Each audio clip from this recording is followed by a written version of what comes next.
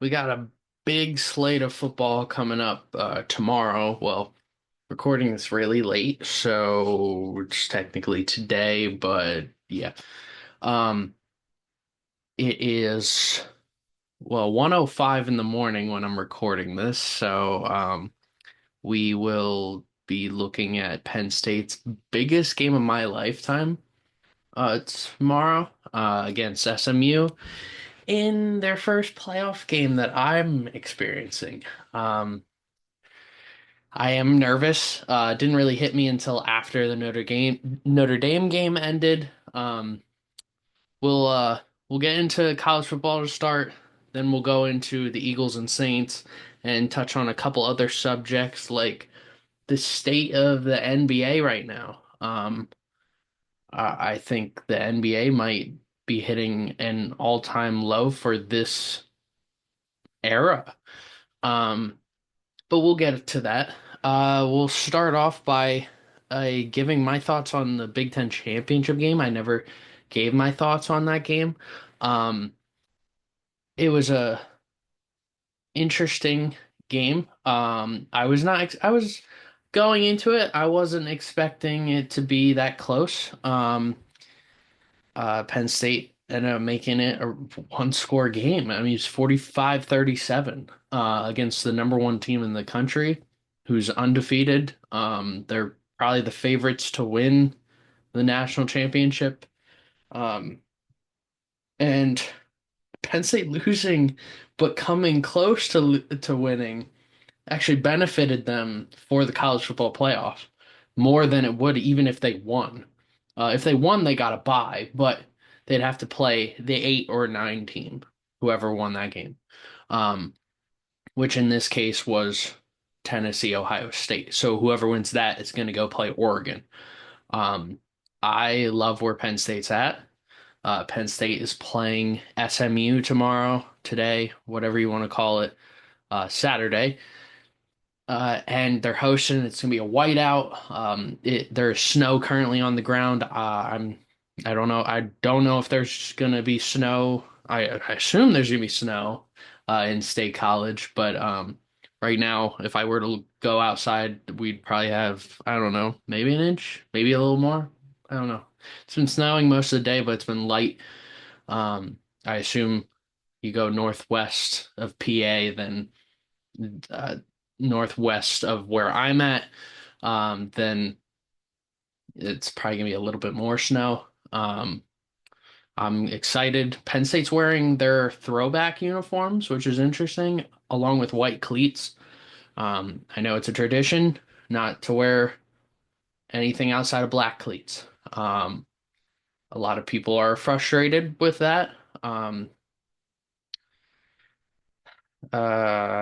don't, I don't know. I don't know how to feel about that. But Penn State is wearing their throwbacks. We'll see the numbers on the helmet. We'll see the little white edge around the like arm and the arm sleeves. Um, we'll see the old school font. I'm really excited. I'm really nervous. Penn State should win this game. SMU.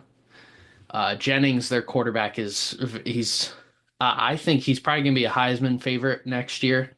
Um, I'm really excited to see him next year. But yeah, Penn State's just gotta handle business. Just like any other team. There's no reason you shouldn't beat SMU. You lose to SMU, then we have serious problems, and the program needs to understand where James Franklin is currently in terms of getting them to a championship.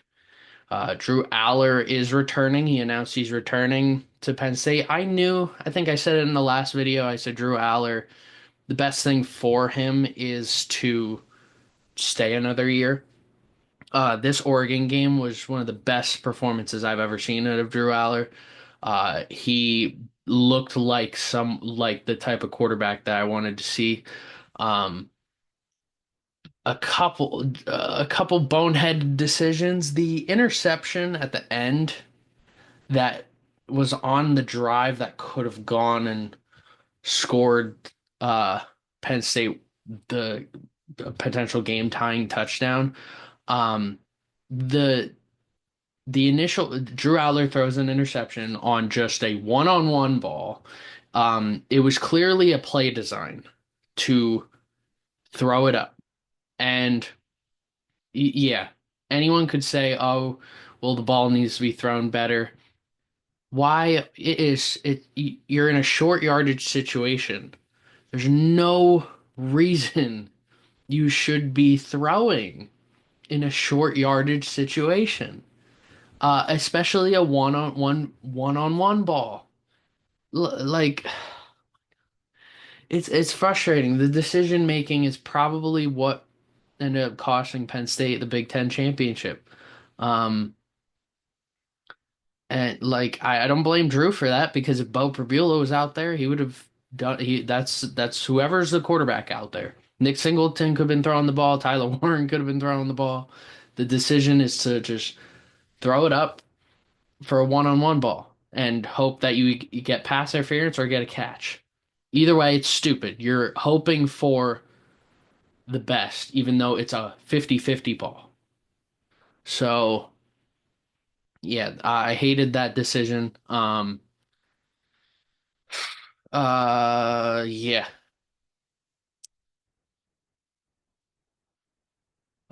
Texas lost going into the Big Ten championship. So the winner of this game was going to be the number one team in the nation. But since Penn State was three, and Oregon was number one. Uh, yeah, decision making by the coaching staff lost the game. It's that simple. Um, hopefully that's not what happens in the playoffs. Hopefully learn from the mistakes. Um, Kotelnicki's returning. Bo Prabula is not returning. Um, he's not even going to be in the playoffs, which is interesting. It sucks because the way the transfer portal, I think they're going to have to fix something with the transfer portal because you'll have a lot of guys on these playoff teams who want to transfer, and it's either you stay on this team for the playoffs and force yourself to stay for another year for next year, or you leave the team now so that you can potentially start on another college next year. Bo Prabula, I knew he was going to leave. I knew he was going to leave Penn State, but I didn't really pay attention to the dates. I Googled the dates for the transfer portal, and yeah, it's a very small window, um, and he's doing what's best for him to go and potentially be a quarterback in the NFL. Um, I thought when he was playing, he was a very good quarterback, a very good passer. I think that was underrated. A lot of people saw his athleticism, and he was very athletic. And when he was throwing the ball, he was throwing dots. Um, it was fun to watch him.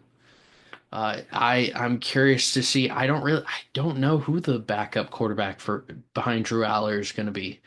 Um, that kind of sucks. There's going to be a lot of guys on a lot of programs that are probably going to be going through this. But good news, like I said before, Drew Aller's returning. I think that's the best decision for him. If we get the Drew Aller who played in the Oregon game for the rest of these playoffs, I am going to feel very confident about this Penn State team, knowing that if Penn State beats SMU, you play Boise State. Boise State, Ashton Jeanty has not played a team like Penn State defensively. I know they played Oregon. It's a little different. That was earlier in the year. Oregon didn't even have that much tape on Jeanty for this year. So I if Ashton Jeanty wants to break the rushing record, Ashton Jeanty, after he lost the Heisman, which, I mean, since my last video, I didn't talk about the Heisman. I think I've gone back and forth on who I wanted to win the Heisman. I respected both guys, and I don't remember who I ended up going with. I think I picked Travis Hunter. Um, the closer it got, the more I kept thinking Travis Hunter's definitely going to win this. Um, but Genty was a little mad. He was clearly upset that he lost, didn't get the Heisman. Um, but in a lot of his interviews, he was acting as if he's already got the record. You don't got the record, bud, and you got to go play Penn State and try and get that record. Um, he's got what 100 and something, like 110, 120 yards that he needs to break Barry's record. Um, Against Penn State, that's going to be difficult. Against SMU, he could probably do it. But against Penn State, that will be difficult. Um, good luck to him if it happens. If it happens, he'll probably take a moment to celebrate the accomplishment. But it's going to be a playoff game, so Penn State's not worrying about records. If that's what Genty's focusing on, then that's what he's focused on. But we don't know. Um, Penn State's road to the playoffs is probably the easiest of any team in the country. Um, I mean, if they beat SMU, they'll play Boise State. Out of the teams with the bye, Boise State and Arizona State are the two easiest. Arizona State has the bye. Um, yeah, I'm pretty sure Arizona State has the bye. I need to see the bracket again. Um, yeah, Arizona State has the bye. If they beat Boise State, they would play the winner of now Notre Dame or Georgia. Georgia's now without Carson Beck. I don't think Carson Beck ever made a difference for that team, but you are throwing in a new quarterback either way. So it's possible Georgia's even better without Carson Beck, or they could be even worse without him because it's just a different face out there. Um, I mean, Penn State might probably has the easiest road to the championship.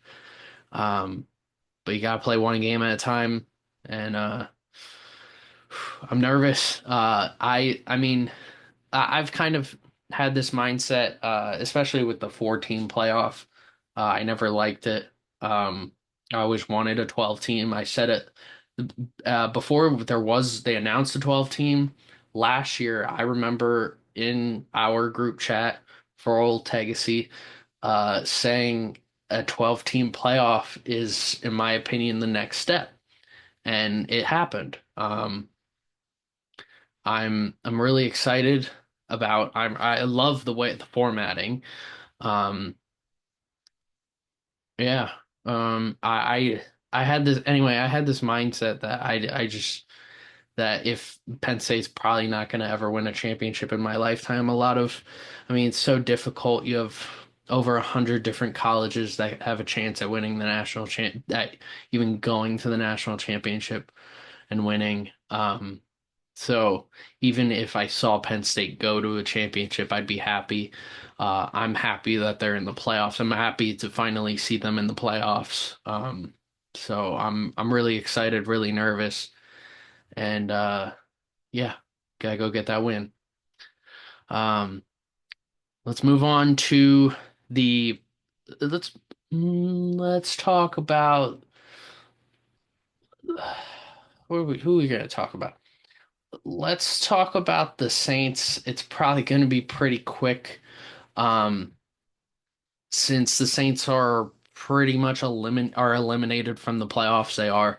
Um, I mean, they could win the division and make the playoffs, but they would need the Bucks to lose out and the Falcons, who are now starting Michael Penix, to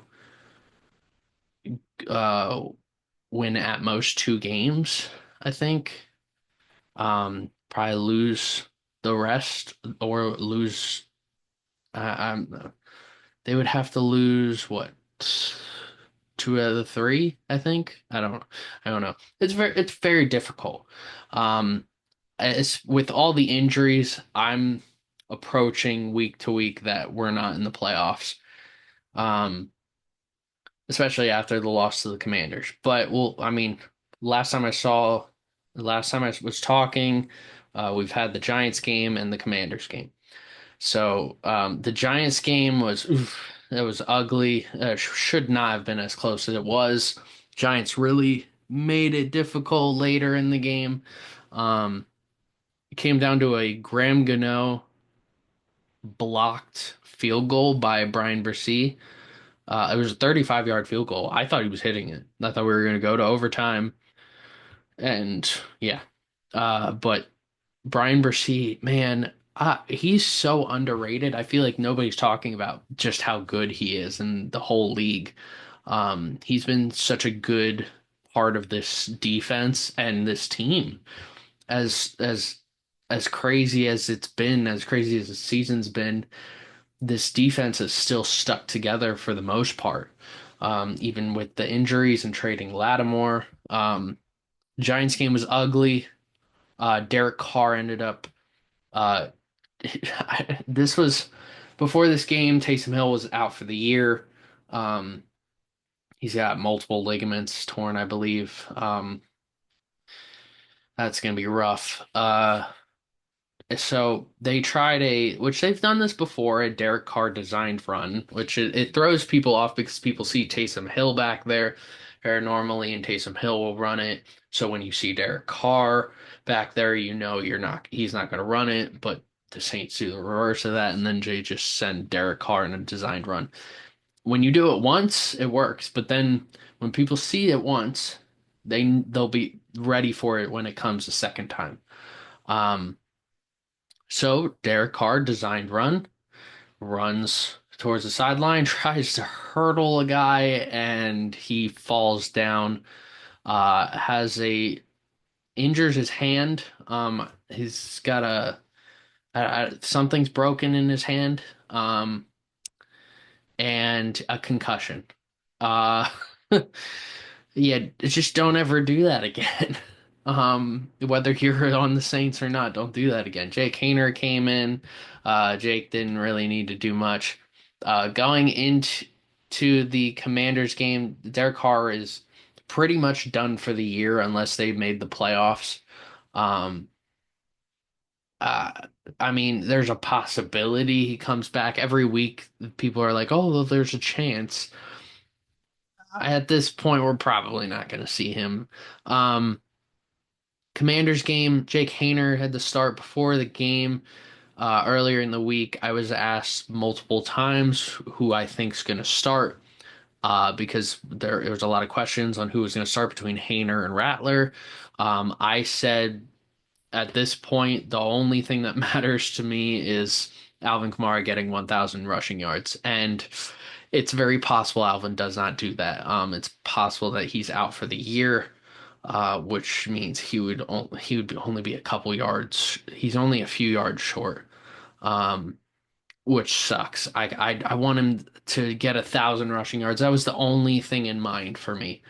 Was seeing Alvin Kamara get 1,000 rushing yards. And with him not, it probably if he's out for the year and he doesn't get that, there's really nothing more to play for. So I said you might as well just throw in Haener, with all the injuries.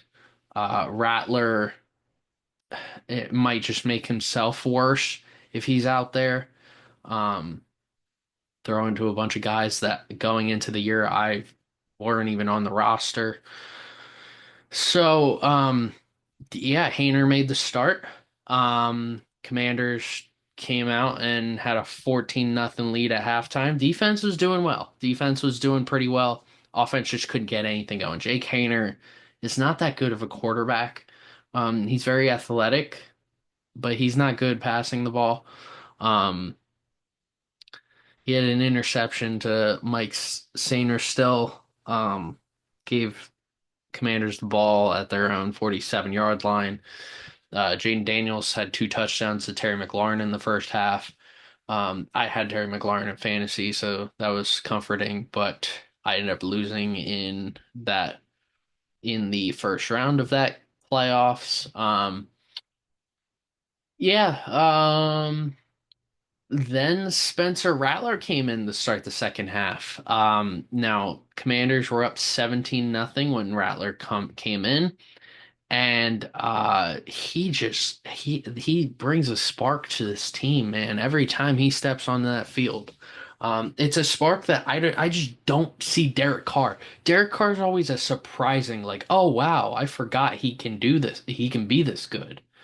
Um, but Rattler brings that edge to him, and that's because he has all the skills to be a successful and elite quarterback in the NFL. He just needs to be more consistent. He needs to have better coaching. He needs to have healthy players around him. I feel bad for him. Um, he comes out here and Saints try to double pass. Rattler threw a screen to Cedric Wilson. And Cedric, it was a lateral, and Cedric Wilson threw a 21-yard touchdown to Alvin Kamara. Um, it was a fantastic play. It was a one-handed catch by Kamara. Um, that kind of got things momentum going. Commanders came back, kicked the field goal. Blake Grupe made a field goal of his own, both 41 yards. Grupe came back, made another field goal, this one at 51 yards. Um, Greg Joseph tried his own field goal again. He missed wide right. Spencer Rattler threw a 1 yard touchdown to Moreau with no time remaining. He threw a touchdown to Foster Moreau. It was a little out route, perfect ball, perfect catch. They attempted a 2-point conversion, and I was saying it right then. As soon as he scored, I said, go for two. Um, what do you have to lose? It's not like it'll do anything. You make it, you win a game, and you would then help the Eagles win the division. So I would like that twice. You don't make it, you lose. I mean, it's not like the Saints were fighting for too much. 2-point conversion. They tried the same play though. Um, I didn't like that. Uh, but hey, Rattler earned himself that starting job for next week, um, against Green Bay. So, last time Saints had a quarterback making their debut, um, well, I guess it's not Rattler's debut, but um, we all remember the what the Saints did with James Winston against the Packers when he threw 6 touchdowns. Um, Hopefully Rattler can just get us 2 or 3 touchdowns. That'd be good. Um, uh, Alvin Kamara became the fourth player in NFL history with 50 plus rushing touchdowns and 25 plus receiving touchdowns. He joins Christian McCaffrey, Lenny Moore, and Marshall Faulk. That is a Hall of Fame list. Two of those guys are in the Hall of Fame. Two of them are arguably the greatest receiving running backs of all time. Then you have Christian McCaffrey, who is one of the best running backs of the last decade. Has had a lot of injury history, but at his peak, he's. I mean, I had him as the Player of the Year last year. He was voted the Gridiron Player of the Year for us last year. Um, so I mean, he at his peak, he can be the best player in the whole league.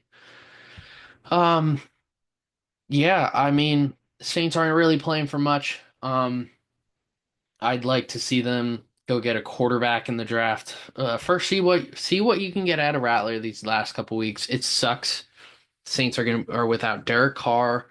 Kamara's not gonna be there. Taysom Hill.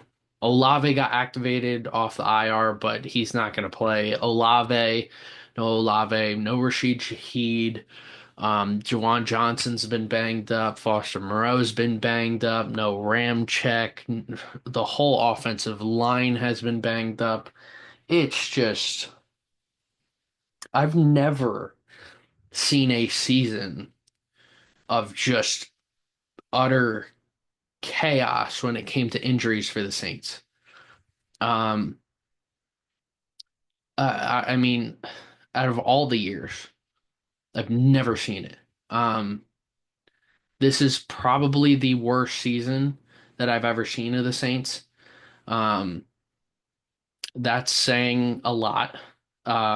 It's not the worst. This defense is so good. This defense is the only reason that the Saints are even in competition to potentially make the playoffs at this point. Defense has just been phenomenal, even without Dennis Allen, which is incredible because that was the one thing I worried about, that losing Dennis Allen, the defense would go. And Joe Woods, I don't think like Joe Woods as a defensive coordinator, but it's working. So, um, yeah, the defense is playing well. Defense has been banged up too. No Paulson Adebo is done for the year. Um, Lattimore had his injuries and then got traded. We had injuries at the safety position next to Tyrann. No, Demario Davis missed his first game. Pete Warner's been hurt. It's been a rough year. Um, yeah, a lot of injuries. I don't know. Going into the draft, I want to see a new quarterback. Probably not gonna get one. If we don't go quarterback, I'd like to get another receiver. I feel like the depth at receiver is an issue right now because when you lose Olave or Rashid Shaheed, then Taysom Hill is the next best option, and I don't like that. Um, I would love to see Luther Burden. I love his last name. I if I saw Luther Burden get drafted by the Saints, I'd be probably one of the first people to draft to get his jersey. But yeah, I just like a receiver in general. I'm not really that picky. Quarterback situation, I'm not a huge fan of a lot of the quarterbacks in this coming draft.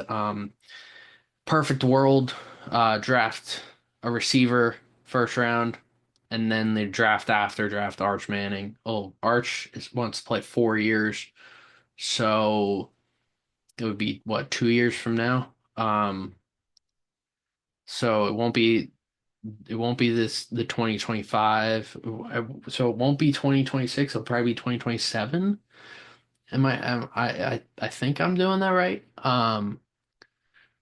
I would love to see Arch in a Saints uniform. I think that would be iconic. That would be something that like it's one of those things that like you could unretire Archie Manning's jersey, like get permission, let him wear eight. Um, it would be fitting. I mean, to see him Arch go from Archie to Arch. Um, Either way, I want to see a quarterback. I think there's a lot of quarterbacks coming up that look good. I'm worried about Shador Sanders and all the baggage that kind of comes with him.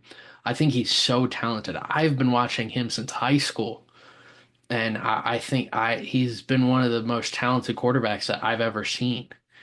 I just don't like the baggage that comes with him, and I have an issue with that.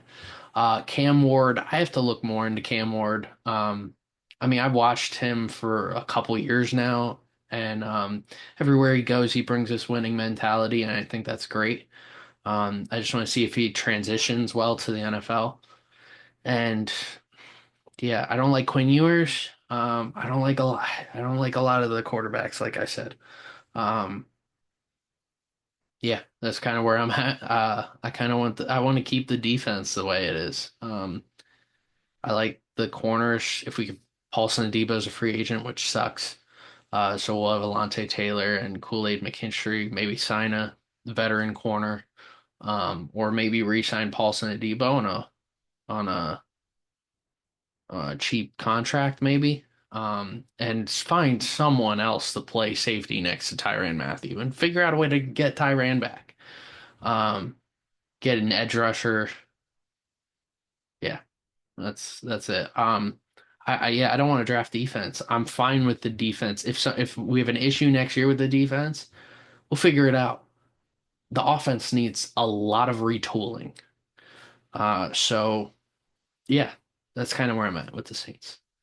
Uh, we'll get to the Eagles. Since the last time I talked, the Eagles played the Panthers, then they played the Steelers. The uh so Saquon ended up breaking Shady's record for rushing yards in a single season. Going into the Panthers game, Saquon was pretty much the MVP favorite. That week, Josh Allen th had like what he had six total touchdowns, five total touchdowns, something like that. Um, but lost to the Rams. So at during this week, I thought Saquon still has it. He still, it was, I don't remember what Saquon's rushing total was. He didn't score, but he had over 100 yards. Um, and that was pretty much it. There was no rushing touchdown from Saquon's. Hurts has been playing great ball. Hurts has been playing awesome. Um, I'm not really going to talk much about the Panthers game. The fact that they were close in it, I knew they were going to make it close. They made it 22-16. It's ridiculous. Against the Panthers, one of the worst teams in the league, but yeah, a lot of people thought it was going to be a trap game. I said that they were probably going to. Sirianni finds a way to make these games close. I don't know what to tell you. Um, and in between, after the Panthers game, um, Brandon Graham. Now Brandon Graham's out for the year. Brandon Graham went on a radio show. There was a quote taken out of context, basically saying that AJ Brown and Jalen Hurts have issues with one another. Brandon Graham addressed the team. He apologized for the whole thing. Said that it was taken out of context. Um, Multiple things. One, as soon as he said that, I thought, all right, whatever the AJ Brown over under is for the Steelers game, you better bet the over. um, that was my mentality. I was like, they did this last year. There was that issue where AJ and Hurts were on the sideline, bickering back and forth, and then AJ just has a big game, and it's all love. They're competitors, man. It's kind of how it is. AJ's a competitor. He wants the ball. If he wants the ball. He wants to help his team win the games. And if you're in close games and he's not getting the ball, he's going to get frustrated. That's what happens in the Panthers game. Um, Especially, I do remember the one touchdown to Devontae Smith in the uh, Panthers game. Um, where was it? It was a 4 yard touchdown. He had AJ Brown wide open underneath, and I'm thinking, why didn't he go to him? And instead, he went to Devontae. It was I mean, great catch, great throw, but you could have gone the other underneath. So I don't know. Um, yeah, there was AJ Brown ended up going to social media. He changed everything to like Joker and clown stuff. AJ loves to mess with the media. So, but before the Steelers game, Devontae, AJ, and Jalen do their normal prayer. Um, but after their prayer was done, Jalen and AJ kind of uh stayed back and gave each other a hug, kind of embraced one another. I love that's one thing. That's one thing I don't think a lot of Eagles fans get just how important it is to have a leader at quarterback that is so willing to give it all to make sure that his teammates are happy.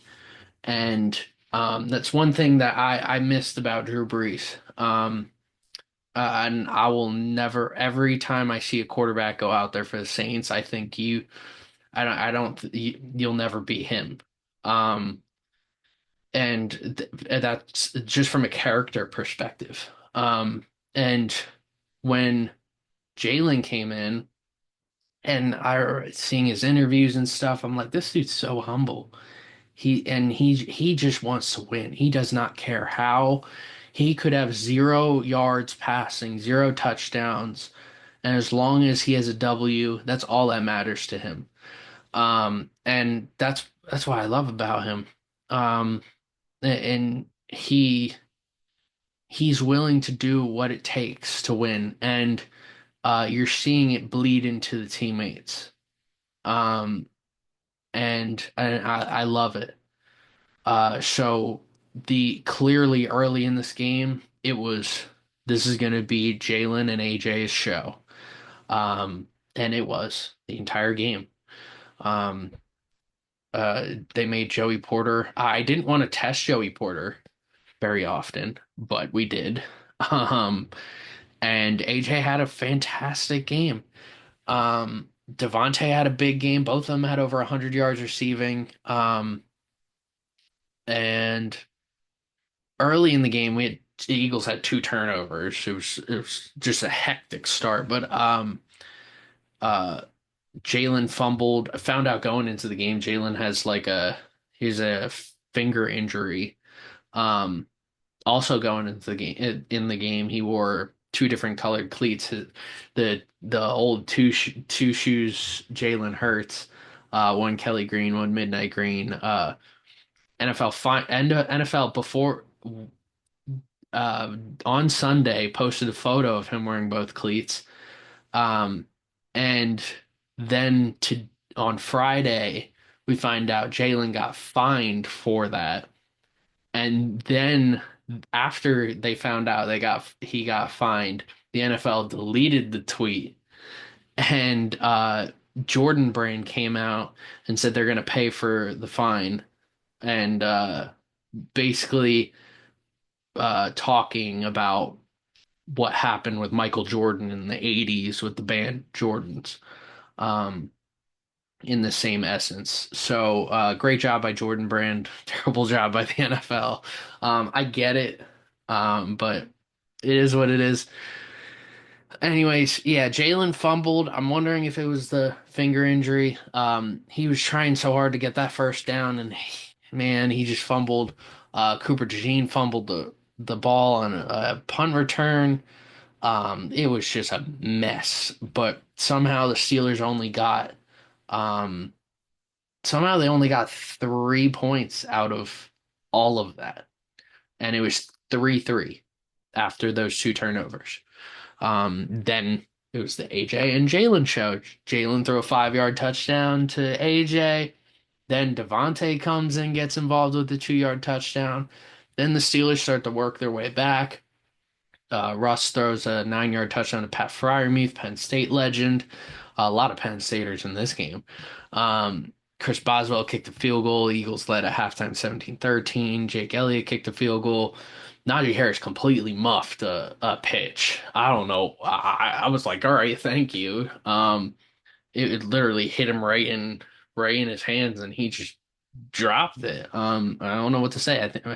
I think he got benched after that because saw a lot of Cordarrelle Patterson after that. Um, I mean, you saw if you're watching this now, go check out the Steelers James's video or Steelers administrator. Um, then Jalen got in another rushing touchdown. Jalen Hurts leads the league in rushing touchdowns. Everybody wants to talk about the brotherly shove and that he stat pads and stuff. Man, I don't think y'all realize just how useful this all would have been for the last 100 years of football. If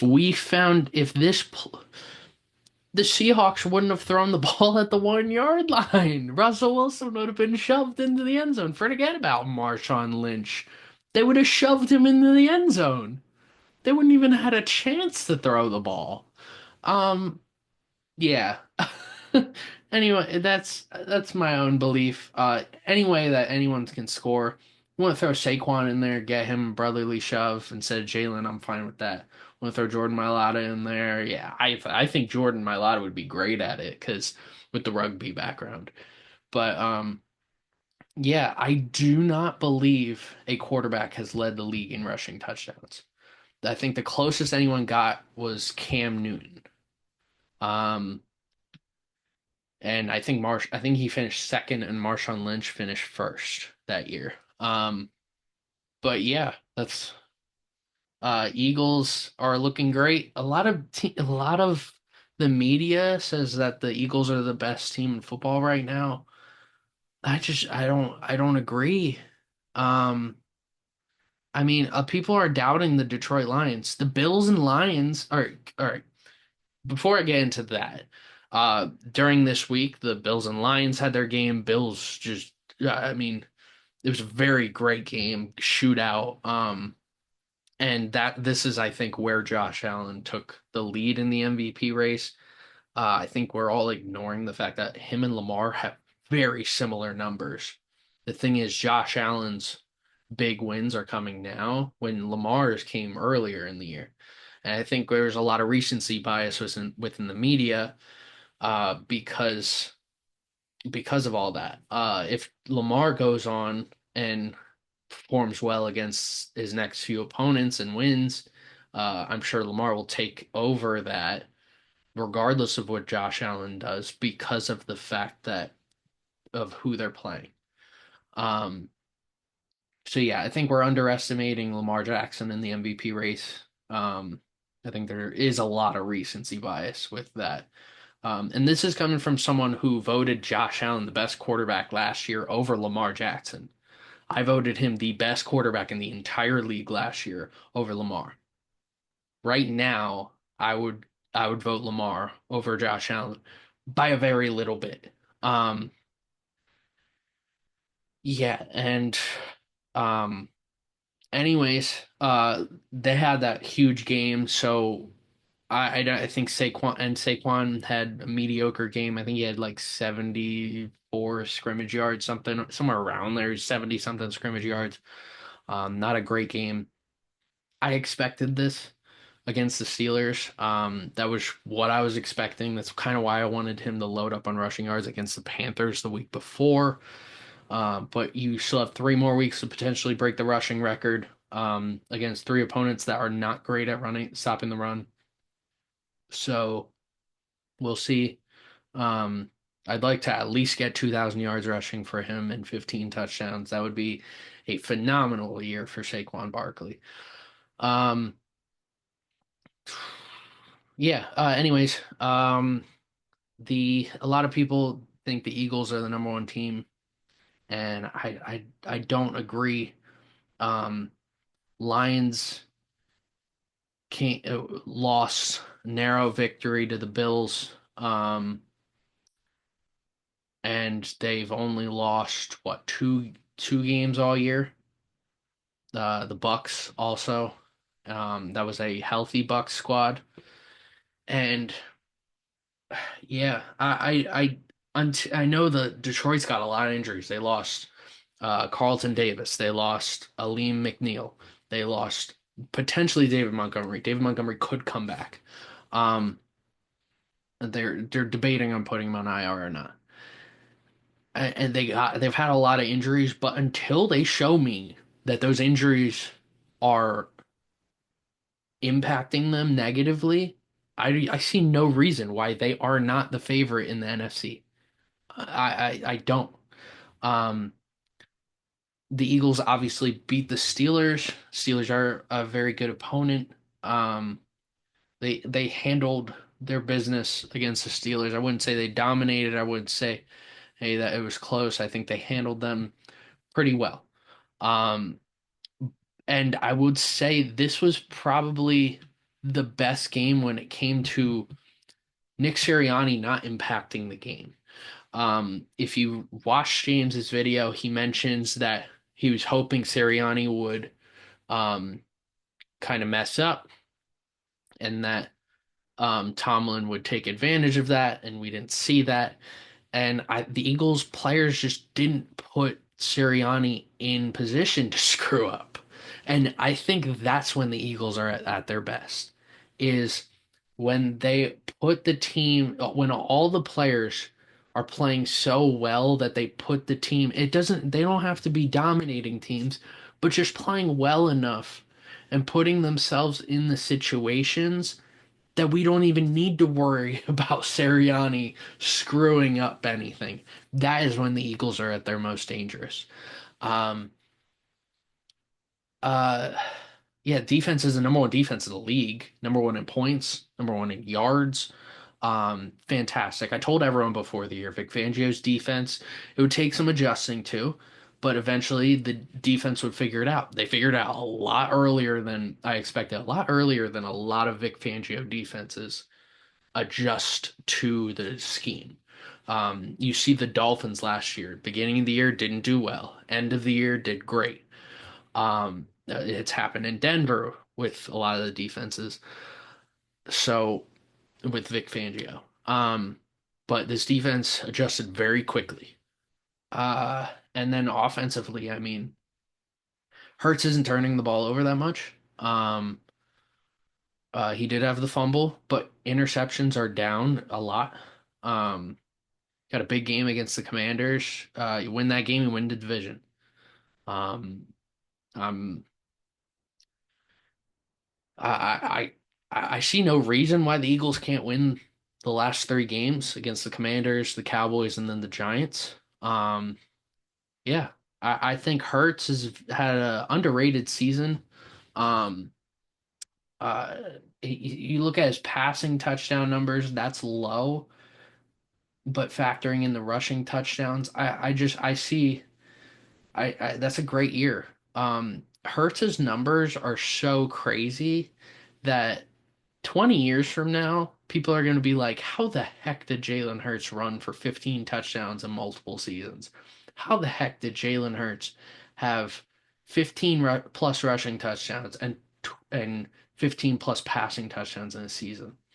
Like, that's so difficult to achieve because instead of passing for 1 yard touchdowns, they're just switched over to rushing 1 yard touchdowns. Um, he's having a great year. He's doing exactly what he needs to do for them to play championship ball. Not turning the ball over, playing efficient, and getting the ball to his playmakers. That is exactly what you need. And there might be times where we need him to clutch up. And he's shown me over his entire time of being the Eagles quarterback that this dude's clutch, and he's one of the most clutch quarterbacks in the entire league. Um, I know if it came down to it, Hurts in the game that decides the season that he can get the job done, and he did that in the Super Bowl against the Chiefs. He put the Eagles in the position to win the game.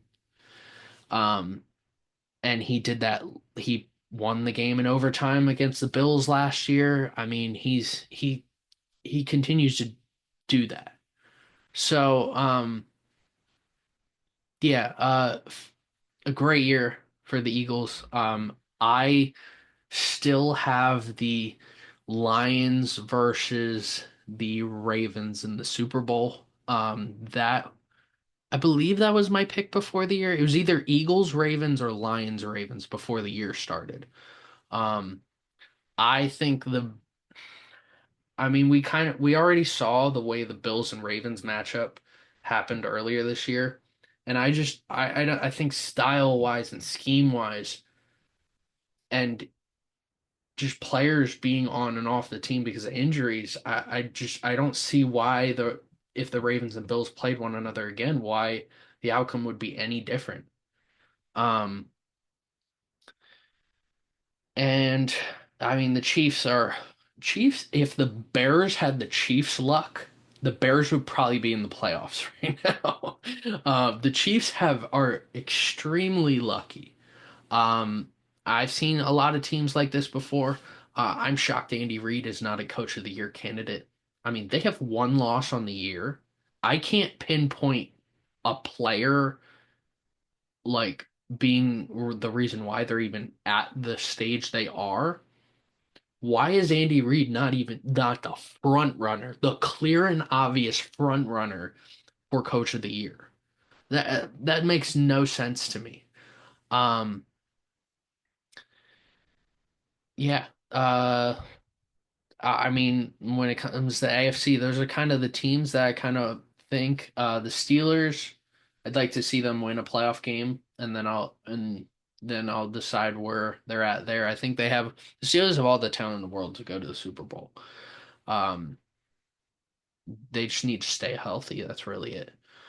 and win your games. I mean, if the Steelers were to go play the Ravens and then uh like the Chiefs, I think they have a shot at winning at going to the Super Bowl. Um, and yeah, and then the NFC, that number one seed is crazy. So if the Eagles and Vikings win out, they'll both have the same record. They'll both have the same conference record, same division record. It'll all come down to strength of victory. So the Vikings and Eagles would have to root for the opponents that they've beaten and to win their games. Different opponents that the Vikings and Eagles have beaten. It's wild, this situation. I think the Vikings as of now would be in if it came down to a tiebreaker. But yeah, it's wild. It's a crazy situation.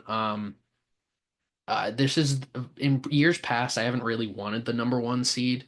It's never been something I really wanted because I feel like momentum's a real thing that um, if you play the first week, win, you can get into the second week and win, and that bye might uh, make players a little too relaxed. But this year is super important.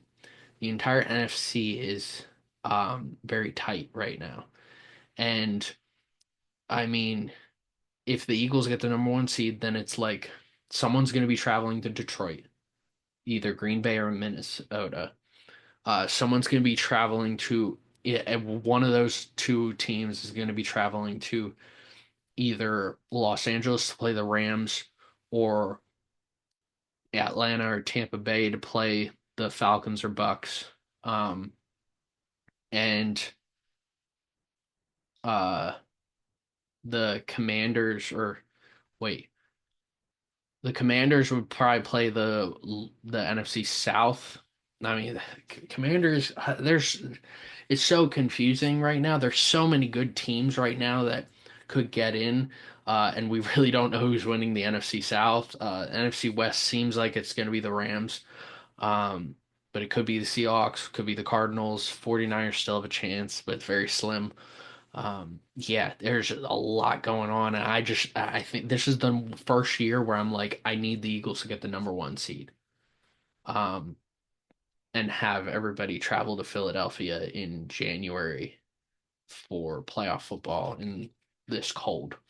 Um, yeah, right now, as until they prove me otherwise, I do think Detroit is the number one team in the NFC right now and in the NFL. Um, them or the Bills. It's probably the Bills. Um, until I mean, they lost to the Rams. The Bills do this every year, though. Like, if you look at stats wise, Josh Allen is having a very similar season that he's had in the past few years. The difference is he's being more efficient. He's not turning the ball over as much. Um, and the Bills are playing very similar football that they have had in the past couple years. They get beat these good opponents. They lose to these good opponents. I mean, they're a great football team. Um, I think if I would like to see, I want to see what Detroit can do in terms of injuries, and if Detroit really falls off because of these injuries, then yeah, I'd probably say Philly is the number one team in the NFC. But yeah, anyways, last couple thoughts. I'm going to talk about the state of the NBA really quickly. It's been a topic of conversation. Ratings are the lowest they've been since 2012. Um, I watched some of the NBA Cup. I realized watching the NBA Cup that it's just so confusing when you have other regular season games going on while NBA Cup games are going on. Like it makes it so hard to keep track of. That's number one. Two, and the average fan is going to be confused by that. Two, within what a 2 day span, within a 1 day span, um, you had two teams combined for the most. 3-point shots missed in a game. And then you had a game where you had the most 3-point shots made in a game, with the Mavericks and Warriors. Uh, there's too many threes. Um, I think because the NBA has kind of limited, and this is how all sports is right now. All contact sports are like this right now. The NFL is like this. Um, the NHL's not really like this, but pretty much if you make contact, there's gonna be a flag or there's gonna be a penalty, there's gonna be a foul, and the NBA has kind of evolved into because you can't really drive to the rim because you're risking injury, you're risking foul, you're risking just time coming off the clock. You're putting up, I guess, more pressure on you to make free throws while everybody's standing around.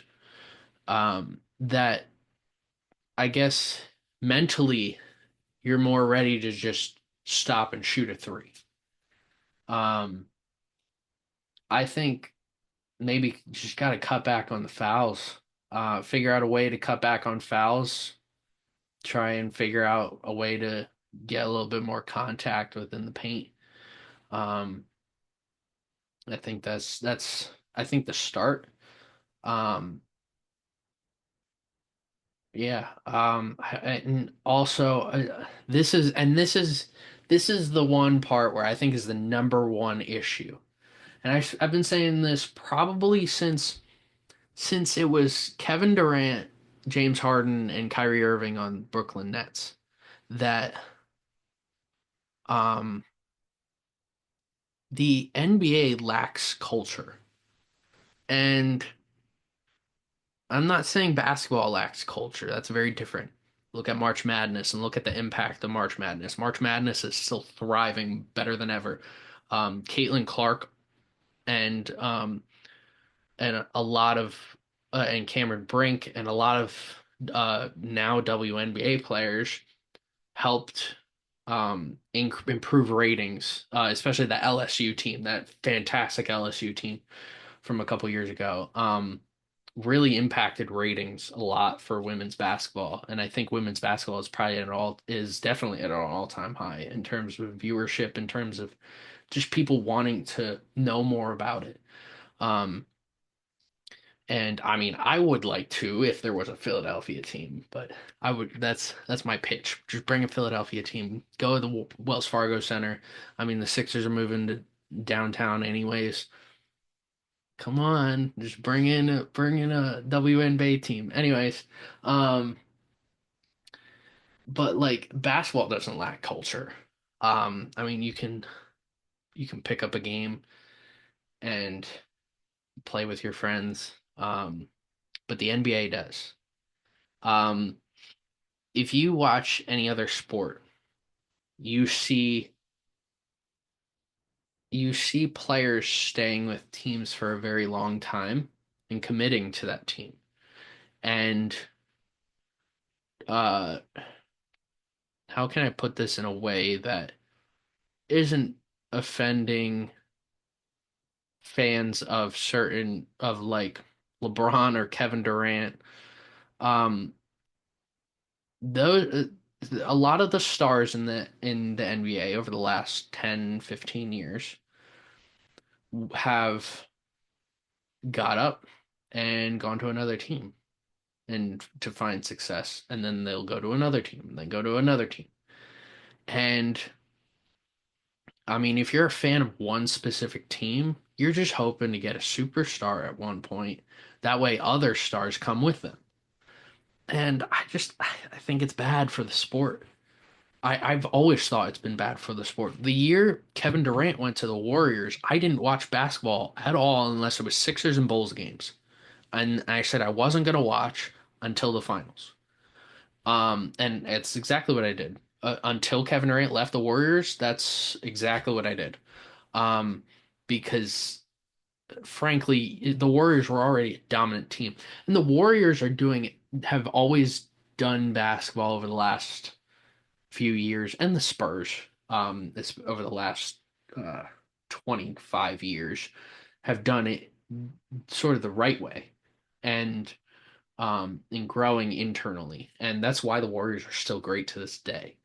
Um, Steph and Draymond are still there. Clay's not on the team anymore. Clay, I mean, with his injury, it kind of set him back, and he's just not the same player he once was. Um, so I get that. With Steph, I mean, there's just this culture within the Warriors organization that is so profound, and it still creates success to this day. And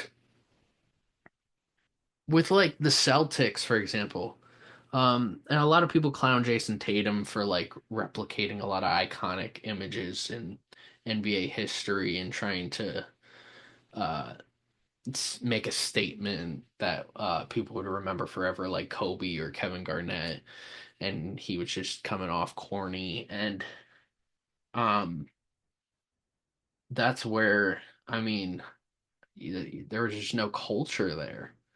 The Celtics won another championship. The Lakers in the last 5 years have won a championship.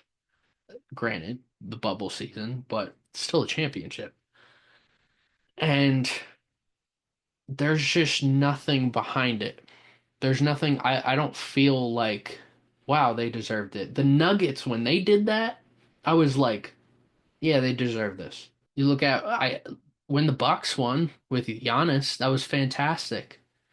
Um, but the Bucks haven't really done anything to say, "Hey, we're gonna do this. We're gonna try and win another championship again." I know they won the NBA Cup. I get that. That's not an NBA championship. Um, Sixers just, uh, man, I don't know. With the NBA over the last 10 years, it's like you're either in contention for a championship or you're not.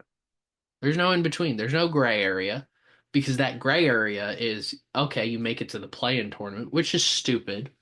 Um, the play-in tournament's dumb. It's stupid. Um, you're either in a playoffs or not. You're just giving teams a second chance, especially when you can lose a play-in tournament game and then win the finals. That's stupid. Um, there's just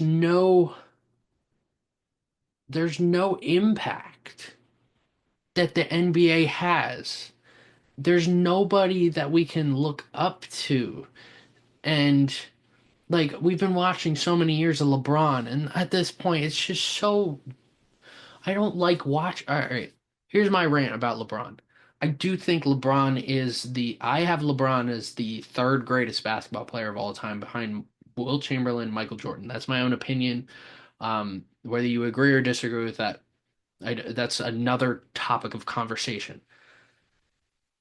I loved watching LeBron on the Miami Heat, and I really understood why he went back to Cleveland to win a championship. I will never understand why he left Cleveland a second time to go to the Lakers.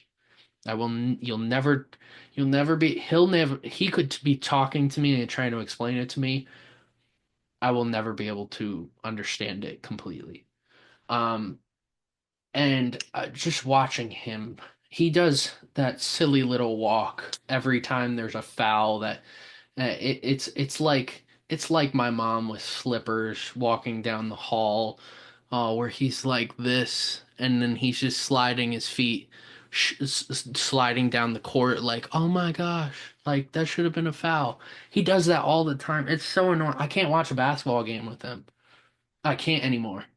That's been over the last 4 years. That I just can't watch.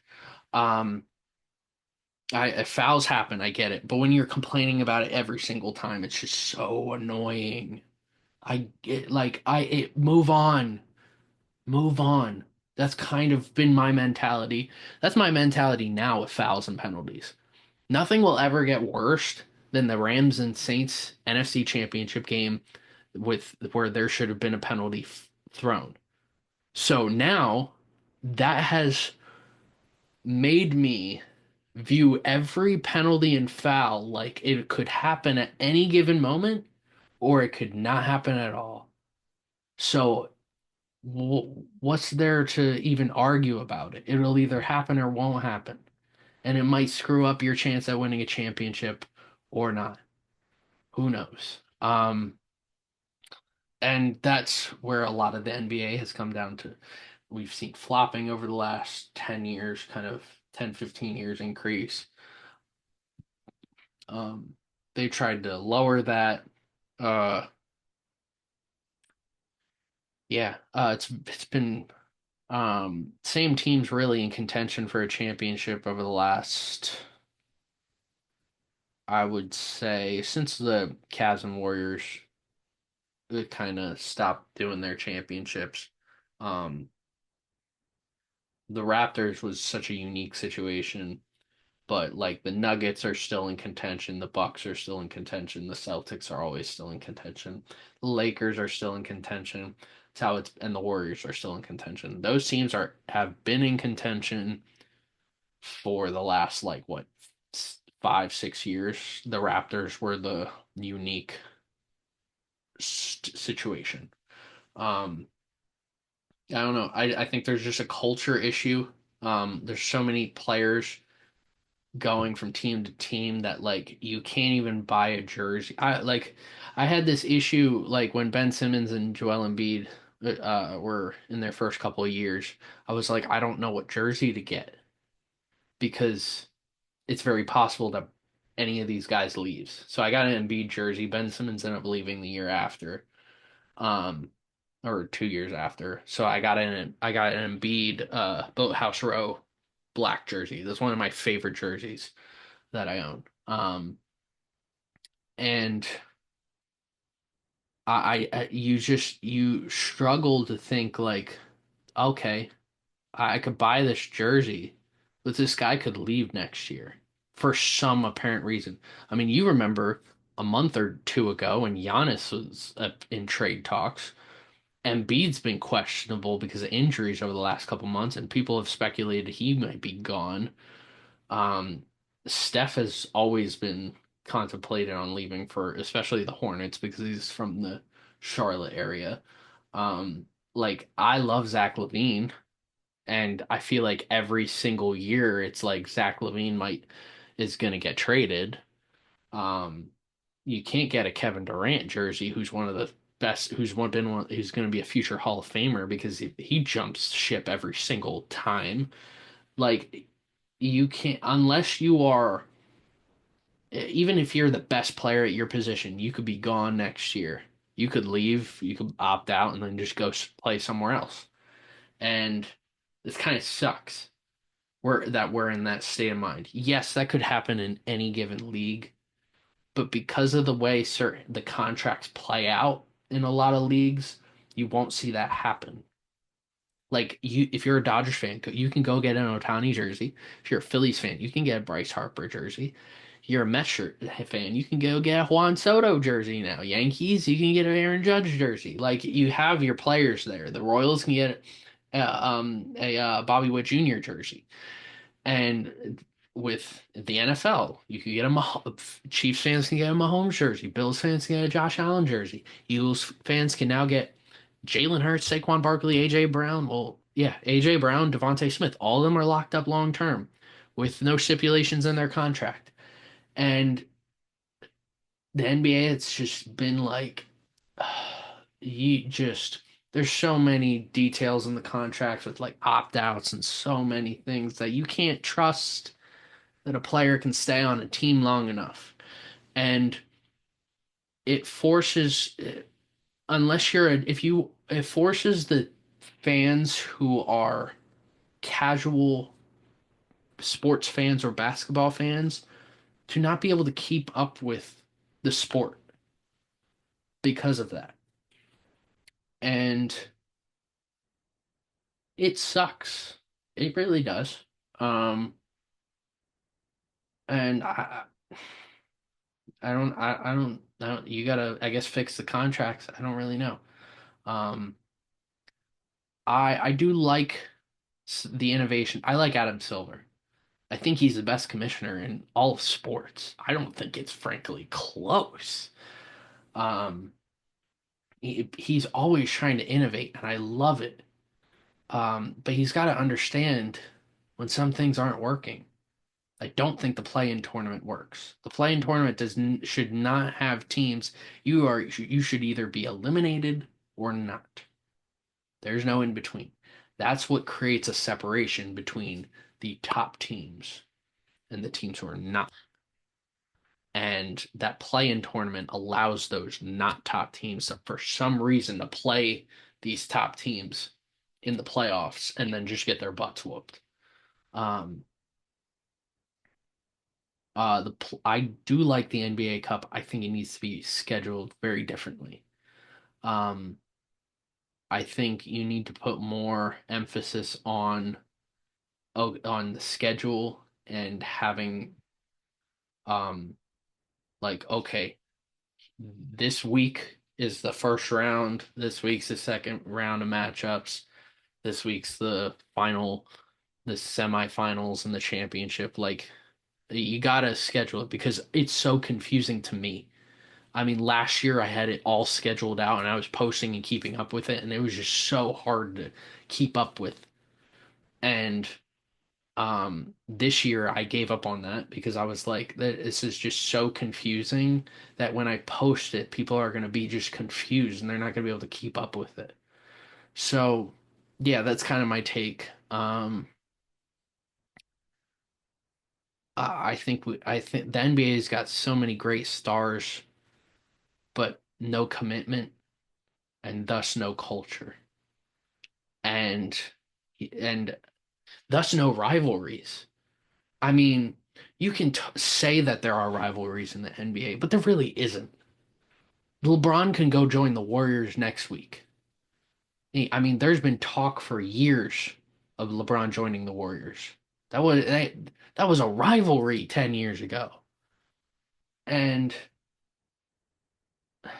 there's player versus team rivalries or player versus player rivalries, but what we're missing is a team v team rivalry. I'm not talking about division rivals. Every division has division rivals. There's literally, if you're a team in a division and it's the same team in the same division as a different team in the same division, you're rivals. That's just a given. But there's no foundation. There's historic rivalry stuff that you could bring up, like, oh, remember that fight from 15, 20 years ago? Oh, like, that's not a rivalry. I'm talking about every time they step on that court, they hate each other. And that's what's so great about certain sports. I mean, every time I watch the Flyers versus Penguins, I'm just like, oh, I hate this team. And they're like, oh, I hate this team. Every time I watch the Steelers play the Ravens, they hate each other's guts. And every time I see the Yankees play the Dodgers, it's just always just like, oh, I don't want to see them win. Every time the Mets play the Phillies, we just hate each other's guts. And you just don't see that in the NBA at all.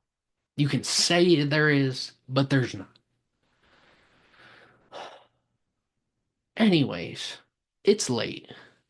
We're gonna end this video. So, that's my rant on the state of the NBA. Talked about the Eagles, talked about the Saints, talked about Penn State. Um, it's late. Yeah. Um, it's frustrating for to be a fan. I am a fan of basketball. Basketball is probably my third favorite sport behind football and baseball. When it comes to statistics, a little more easier to follow basketball, given that there's so many averages in baseball. I love talking about stats. But yeah, there's just there's no culture, there's no rivalry.